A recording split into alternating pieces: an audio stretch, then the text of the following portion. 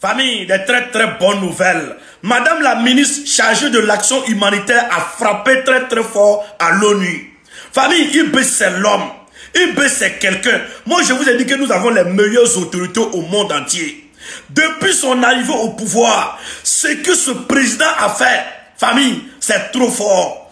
Écoutez cette vidéo et partagez au maximum. Surtout, n'oubliez pas de confirmer le code Vive IB. Suivez la vidéo. Madame la Présidente, Mesdames et Messieurs les délégués, conformément au programme d'action de Beijing, le Burkina Faso a engagé des réformes structurelles en vue d'améliorer durablement les conditions de vie, en particulier celles des femmes. Cet engagement s'est traduit par le renforcement du cadre juridique et institutionnel ainsi que des initiatives visant l'autonomisation socio-économique des femmes et leur pleine participation aux sphères de décision. Les actions entreprises ont permis des avancées significatives. Ainsi, dans le domaine de l'éducation, le taux brut de scolarisation des filles a fortement progressé à tous les niveaux, avec une présence féminine croissante dans l'enseignement supérieur. En matière de santé, la gratuité des soins pour les femmes enceintes, la hausse des taux des accouchements assistés qui est passé de 83% à 92% entre 2015 et 2023, ainsi que la subvention de la prise en charge des cancers féminins ont contribué à une baisse notable de la mortalité maternelle. En outre, la distance d'accès aux centres de santé a été réduite. En matière d'autonomisation économique, l'accent a été mis sur une meilleure inclusion des femmes et des filles dans le secteur agricole et financier.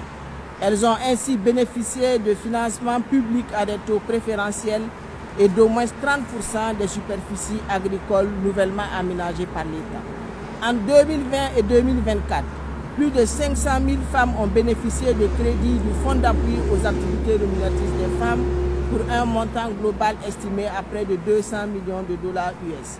Au niveau de la gouvernance, la représentation féminine au Parlement et d'autres instances de décision a connu une nette amélioration. Madame la Présidente, en dépit des efforts et des acquis indéniables, de nombreux défis subsistent, notamment du fait du contexte sécuritaire difficile et des déplacements forcés de populations qui en résultent. En réponse, le Burkina Faso a adopté une stratégie nationale de relèvement des personnes déplacées internes et des communautés hautes, intégrant une approche sensible au genre.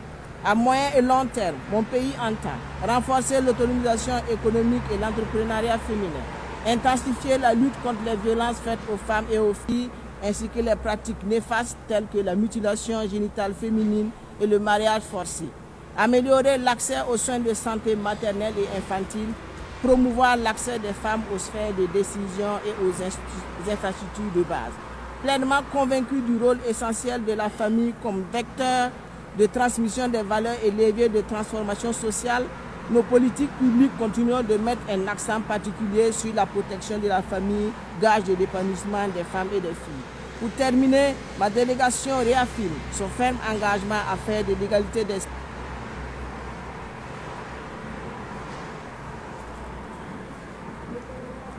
I thank